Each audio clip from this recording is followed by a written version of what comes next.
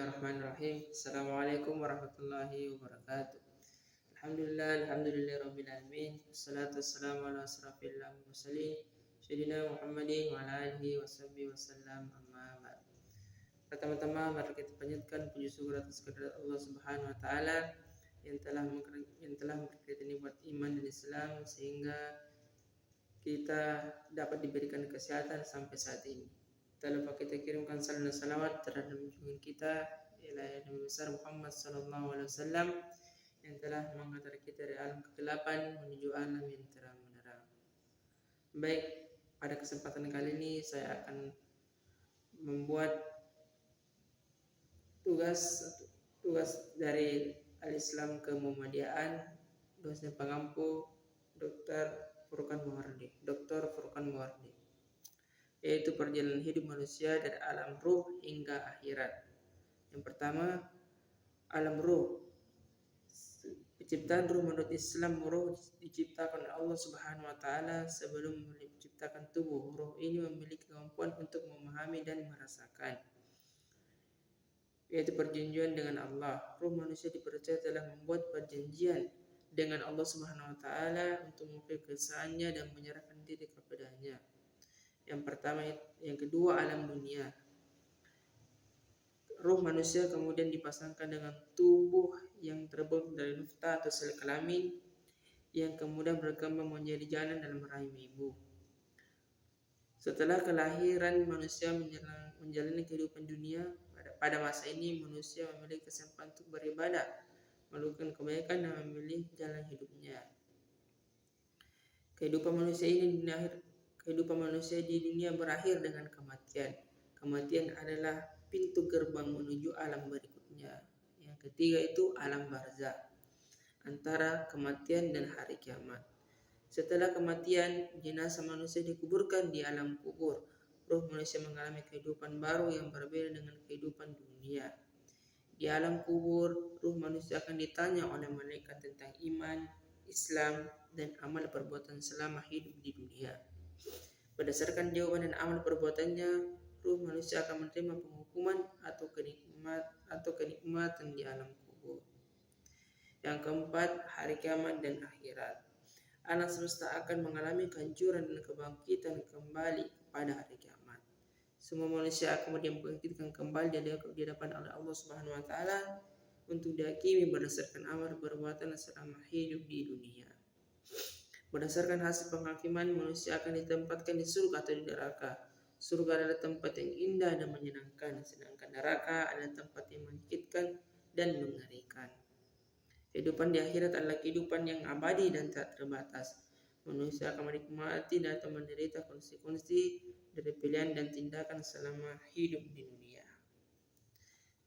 Baik, yaitu pembahasan yang kedua, ragam orientasi hidup manusia. Pertama, orientasi religius. Yang pertama itu fokus, mengikuti ajaran dan nilai-nilai agama sebagai pedoman hidup. Kedua, tujuan mencapai keselamatan dan kebaikan akhirat. Contohnya mengikuti ritual keagamaan, berdoa, dan berbuat kebaikan sesuai dengan ajaran agama. Yang kedua, orientasi materialitas. Yang pertama, fokus mengumpulkan kekayaan dan kesenangan duniawi. Kedua, tujuan mencapai kebahagiaan dan kepuasan melalui kepemilikan materi. Contoh, bekerja keras untuk meningkatkan pendapatan, membeli barang-barang mewah dan menikmati kesenangan duniawi. Yang ketiga, orientasi humanis. Fokus mengembangkan potensi diri dan membantu orang lain. Tujuan mencapai kebahagiaan dan kepuasan melalui pengembangan diri dan kontribusi sosial. Contohnya mengikuti pendidikan dan pelatihan, membantu orang lain melalui volunteer, dan mengembangkan keterampilan pribadi. Yang keempat, orientasi hedonis. Fokus menikmati kesenangan dan kepuasan sesaat, mencapai kebahagiaan melalui pengalaman, kesenangan, dan kepuasan. Contoh menikmati hiburan, makanan, minuman, dan yang lezat, serta melakukan aktivitas yang menyenangkan. Yang kelima, orientasi eksistensial. Fokus mencari makna dan tujuan hidup melalui pengalaman pribadi. Tujuan mencapai kebahagiaan dan kepuasan melalui pencarian makna dan tujuan hidup. Contoh, cari pengalaman spiritual melalui refleksi diri dan pengembangan filsafat hidup pribadi. Keenam, orientasi sosial. Fokus mengembangkan hubungan sosial dan mengembangkan komunitas. Tujuan mencapai kebahagiaan dan kepuasan pada hubungan sosial dan kontribusi sosial. Contoh mengikuti kegiatan sosial, bergabung dengan komunitas, dan membantu orang melalui kegiatan sosial. Yang ketujuh yaitu orientasi alam. Fokus menghargai dan melestarikan alam. Tujuan mencapai kebahagiaan dan kepuasan melalui penghargaan dan pelestarian alam. Contoh mengikuti kegiatan konservasi, mengurangi penggunaan plastik, dan mengembangkan gaya hidup yang ramah lingkungan.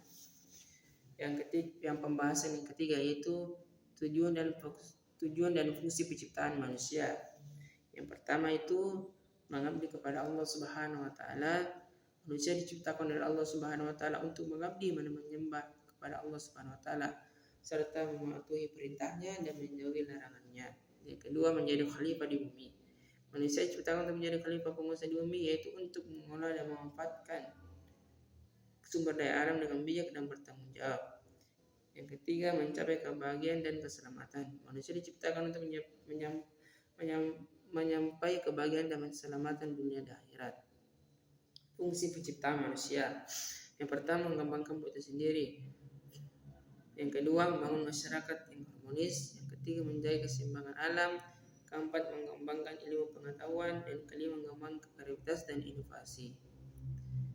Yang keempat, yang pembahasan keempat yaitu hidup sukses dalam pandangan Al-Quran. Dalam pandangan Al-Quran, hidup sukses dapat dipahami sebagai berikut. Yang pertama, mencapai kebahagiaan dan keselamatan. Al-Quran mendefinisikan kesuksesan sebagai mencapai kebahagiaan dan keselamatan dunia dan akhirat. Quran Surah Al-Baqarah ayat 201. Kedua, mengapa ridha Allah. Kesuksesan juga dapat dipahami sebagai mendapat ridha Allah SWT, yaitu menjalankan perintah dan larangannya. Menggapai ridha Allah. Kesuksesan juga dapat dipahami dengan menggapai ridha Allah, yaitu dengan menjalankan perintah dan larangannya. Quran Surah Al-Fajr 27-30. Karakteristik orang sukses. Takwa. Orang sukses memiliki takwa, yaitu kesadaran kehati-hatian dalam menjalankan perintah oleh Allah Subhanahu wa taala. Yang dua, sabar dan tawakal. Yang ketiga, beramal soleh. Yang keempat, mengembangkan diri. Cara mencapai kesuksesan yaitu pertama, mengikuti perintah Allah. Mencapai kesuksesan dengan mengikuti perintah Allah Subhanahu wa taala dan menjauhi larangannya. Dua, berdoa dan berzikir. Mencapai kesuksesan dengan berdoa dan berzikir kepada Allah Subhanahu wa taala serta memohon pertolongannya dan bimbingannya. Yang ketiga, mengembangkan keterampilan. Mencapai kesuksesan dengan mengembangkan keterampilan dan kemampuan diri serta terus belajar dan meningkatkan diri. Dalam pandangan Al-Quran, kesuksesan tidak dapat diukur dengan kesuksesan duniawi, tapi juga dengan kesuksesan ukhrawi. Oleh karena itu, orang yang sukses harus selalu mencari keseimbangan antara kehidupan duniawi dan akhirat. Semoga sekian dari presentasi saya, mudah-mudahan bermanfaat bagi kita semua. Saya tutup dengan doa kafaratul majelis. Subhanakallahumma bihamdika asyhadu an la ilaha illa anta astaghfiruka wa atubu ilaik. Assalamualaikum warahmatullahi wabarakatuh.